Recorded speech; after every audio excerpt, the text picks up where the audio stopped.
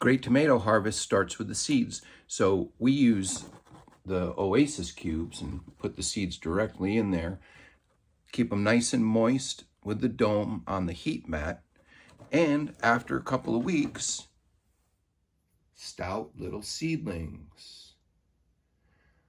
We've got fresh soil. We're using a weak nutrient solution around 600 ppm.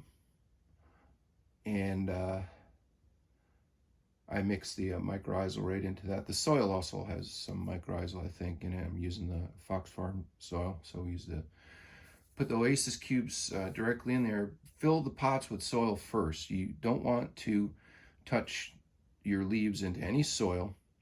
I'm using these little plant labels as little mini trellises to keep the tomatoes out of the soil. Because that is a quick way to get fungus. You want to keep your leaves out of the dirt, and also keep your leaves dry. Where we are now, we're in northern Vermont, so that's why I've got such a late start here with the tomatoes, because it's just getting warm, and we also get a lot of rain, so I'll be getting some water on the leaves. But if you can, you want to keep the plants dry and definitely keep them out of the dirt. Use extra calcium with your tomatoes and peppers. Don't forget, lots of either CalMag or just put in even some dry milk into your soil. Works really well. And you're definitely going to need that. If you've ever had the blossom end rot, that is the reason you need more calcium. And if you are prone to getting wilt and disease, then definitely keep the leaves out of the soil.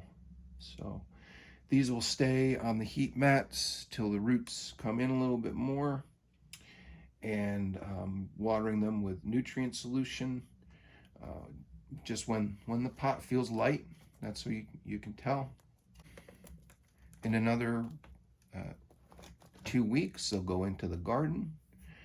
I've got my irrigation rings ready to go. If you see my previous video, you can see how I made those custom irrigation rings for $1 or $2 compared to $10 or $20 for a prefab one.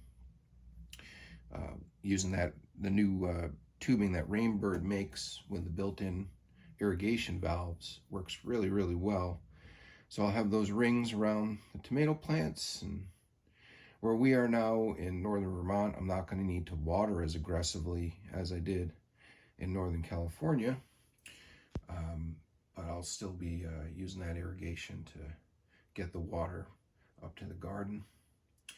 And I'll have some more videos about that, because we have rain barrels, and I'll be creating a new outdoor irrigation system, and I'll put my nutrient solution in the rain barrels and feed it from there with a pump. So stay tuned.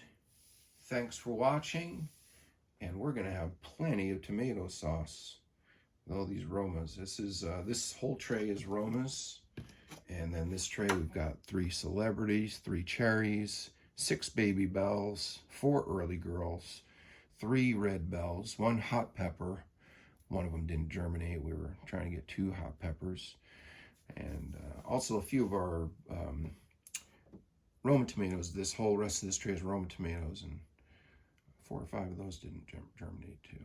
Otherwise, we had good success, and a few are a little weaker than others, so we may plant another half dozen and have a few late starts. Happy spring.